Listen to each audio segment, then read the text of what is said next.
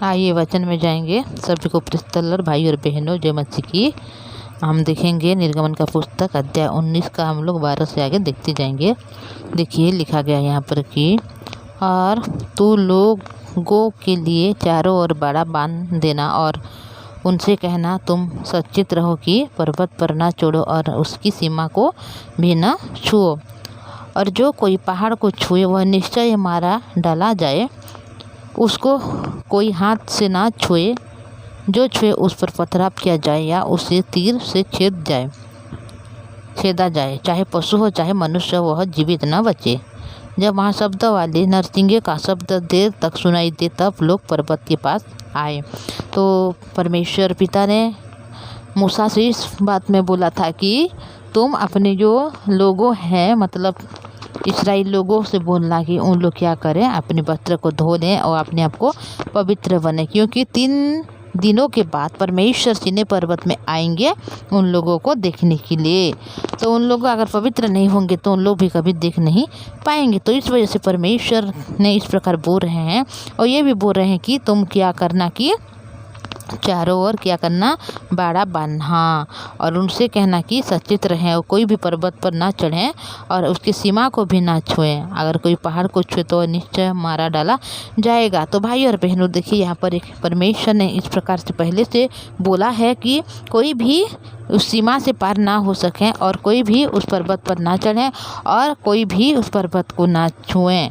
अगर कोई इस काम करेगा तो उनको क्या करेंगे, मारा डाला जाएंगे। चाहे वो पशु हो चाहे मनुष्य, उसको पथराव किया जाएगा और उसको तीर से छेदा दिया जाएगा। इसी वजह से परमेश्वर ने पहले से भी सचेत कर दिया है कि कोई भी मनुष्य आसपास नहीं आएगा और कोई भी उस पर्वत को नहीं छुएगा। और जब महाशब्द वाले नरसिंगे का शब्द देर तक सुनाई देगा, तभी लोग पर्वत के पास में आ पाएंगे। तो भाई और बहनों, परमेश्वर ये मनुष्य के सामने दिखाई दे रहा है, पर्वत में उतर आ रहा है, क्योंकि वह अपने लोगों को देख सके। तब मूसा ने पर्वत पर से उतरकर लोगों के पास आकर उनको पवित्र कराया और उन्होंने अपने वस्त्र धो लिए। और उसने लोगों से कहा, तीसरे दिन तक तैयार हो जाओ, स्त्री के पास न जाना। जब तीसरा दिन आया तब भोर होते ही बादल गरजने और बिजली चमकने लगी और पर्वत पर काली घटा छा गई। तो देखिए भाई और बहनों, परमेश्वर जब जहाँ पर जाते हैं तो उसी समय इस प्रकार की मतलब एक सिम्टम जो दिखाई दे रहा है वहाँ पर कि जब 3 दिन हो गया तो उसी समय क्या हो जा रहा है कि भोर होते ही बादल गरजने लग रहा है, बिजली चमकने लग रहा है और पर्वत पर काली घटा छा गई बोल के यहाँ पर लिखा गया है। तो भाई और बहनों, जब परमेश्वर के पुत्र यीशु मसीह ने जन्म हुआ था तो उसी समय भी इस प्रकार हुआ था कि कभी आसमानों से तारा नहीं दिखा था, पर उस दिन आकाश से तारागण दिखाई दिया और उस तारा जो चमके, तो उस तारे को देखकर जो वहाँ पर जो लोग थे उन लोग जान सके, जो मतलब चरवाहे लोग, उन लोगों को पता चला, उन लोग तारा को देखकर उनको पता चला कि यीशु मसीह का जन्म हो गया है बोल के। तो इस प्रकार अभी भी जब यहोवा परमेश्वर ने पर्वत से जब उतरने वाले हैं, मनुष्य के सामने प्रकट होने वाले हैं, तो अभी इस प्रकार हो रहा है कि भोर में ये प्रकार हो रहा है कि बादल गरज रहा है, बिजली चमक रहा है और पर्वत में काली घटा छा रहा है। फिर नरसिंगे का बड़ा भारी शब्द हुआ और छावनी में जितने लोग थे सब कांप उठे। तो देखिए परमेश्वर जब उन लोगों के सामने आ रहे हैं, इस बात को उन लोग पहले से भी जानते हैं, फिर भी उन लोगों को मतलब इस प्रकार से मतलब नहीं पता था कि किस प्रकार परमेश्वर आएंगे बोल के। और जब तीसरे दिन हो गया तो उस समय बादल गरज रहा है, बिजली चमकने लग रहा है और पर्वत में काली घटा छा रहा है। भाई और बहनों, ये बात को जब हम अपने हृदय से इमेजिन करते हैं तो हमें कैसा लगता है। सोच लीजिए कि अचानक मतलब भोर होते ही बादल गरज रहा है, बिजली चमक रहा है और एक जो हमारे आमने सामने में काली घटा छा रहा है। तो देखिए कितना मतलब अचंभित की बात है, ये हमारी मनुष्य के सोच से बाहर है ये बात, और इस प्रकार से अभी हो रहा है। और जब काली घटा छा गई तो नरसिंगे का शब्द, बड़ा भारी शब्द यहाँ पर सुनाई दे रहा है और छावनी में जितने लोग थे सब लोग कांप उठे। तब मूसा लोगों को परमेश्वर से भेंट करने के लिए छावनी से निकाल ले आया और वे पर्वत के नीचे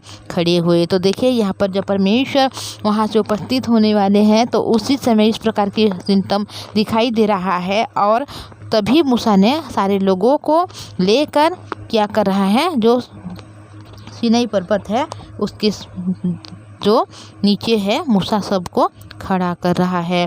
और यहोवा जो आग में होकर सीनाई पर्वत पर उतरा था, इस कारण समस्त पर्वत धुएं से भर गया और उसका धुआं भट्ठे का सा उठ रहा था और समस्त पर्वत बहुत कांप रहा था। तो देखिए भाई और बहनों, एक परमेश्वर है जो आकाश और पृथ्वी को, सारी सृष्टि का जो निर्माण करने वाला परमेश्वर है, जो इतना महान, इतना बड़ा है कि उनके द्वारा हर एक काम संभव हो सकता है। इतना ज़्यादा बड़ा महान परमेश्वर जब उतर रहा है मनुष्य को देखने के लिए, तो उस समय किस प्रकार हो रहा है कि बहुत ज़्यादा मतलब भट्ठी जिस प्रकार सा मतलब वो धुआं उठता है, उसी प्रकार धुआं उठ रहा है और जो पर्वत है वो पर्वत कांप रहा है और परमेश्वर ने आग में होकर वह उतर रहे हैं। इसी वजह से समस्त पर्वत में धुएं भर जा रहा है भाई और बहनों।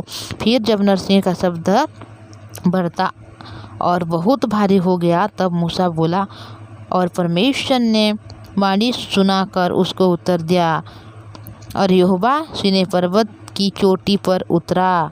तो देखिए भाई और बहनों, जब हर एक लोग गए होंगे उस जगह में और खड़े होकर देखे होंगे कि परमेश्वर जो एक पर्वत है, एक पर्वत में बहुत सारे धुएं हैं और भट्ठी की जैसा मतलब वहाँ पर धुएं जा रहा है और उस जगह में जो पर्वत है वो पर्वत कांप उठ रहा है।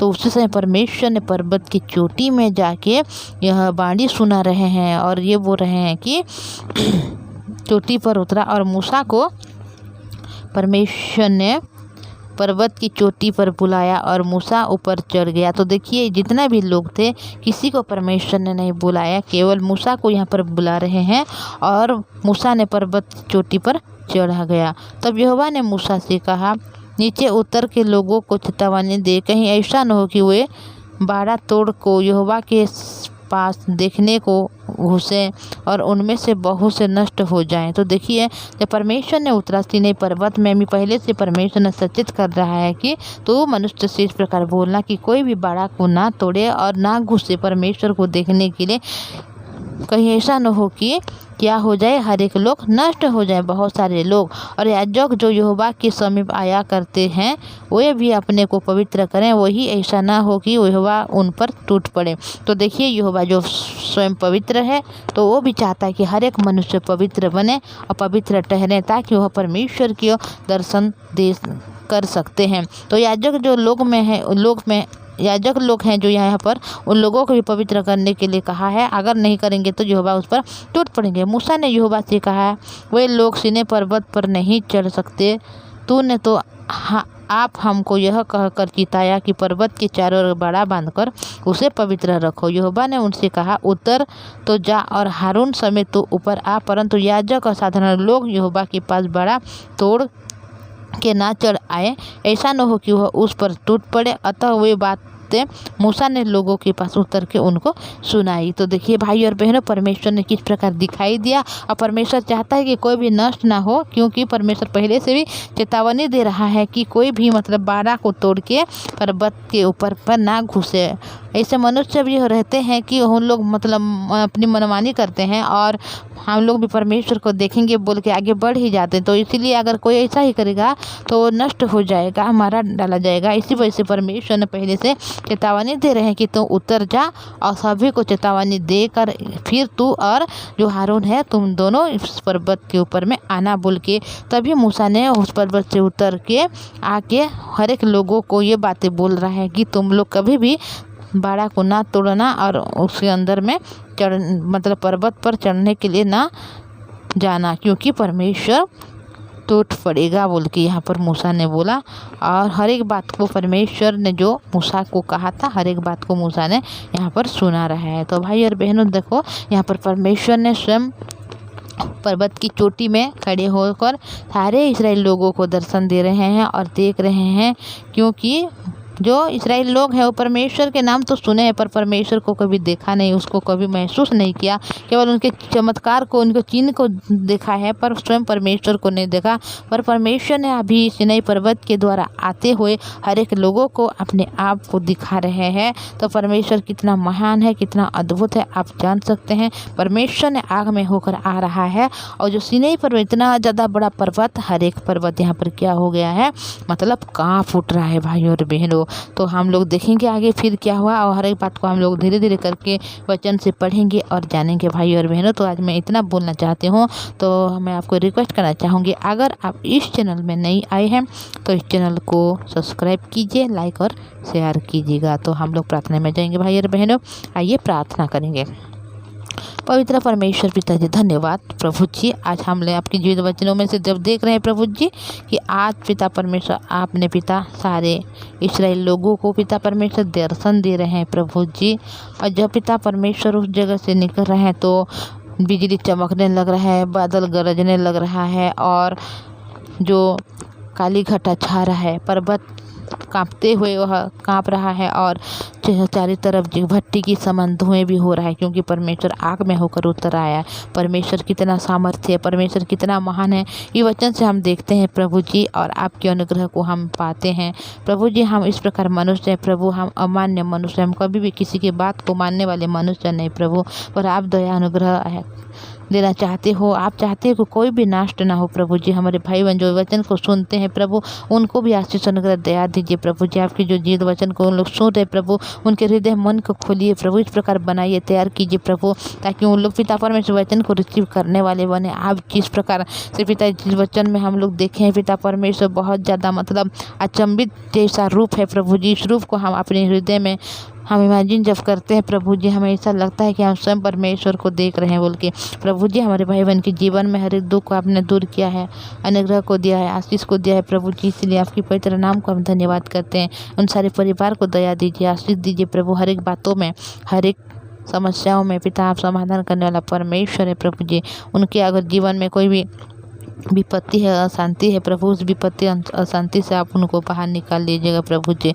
आपने तो दयालुबान है, आप दया करना चाहते हो प्रभु, आप तो चाहते हो कोई भी नाश ना हो प्रभु जी। आप हर एक को बचा लिया, हर एक को संभाल लिया, इसीलिए आपकी पवित्र नाम को धन्यवाद करते हैं प्रभु जी। यही प्रार्थना प्रभु यीशु मसीह के नाम से मांगते हैं, आमीन। सभी को प्रेज़ द लॉर्ड। जय मसीह के भाई और बहनों, थैंक यू।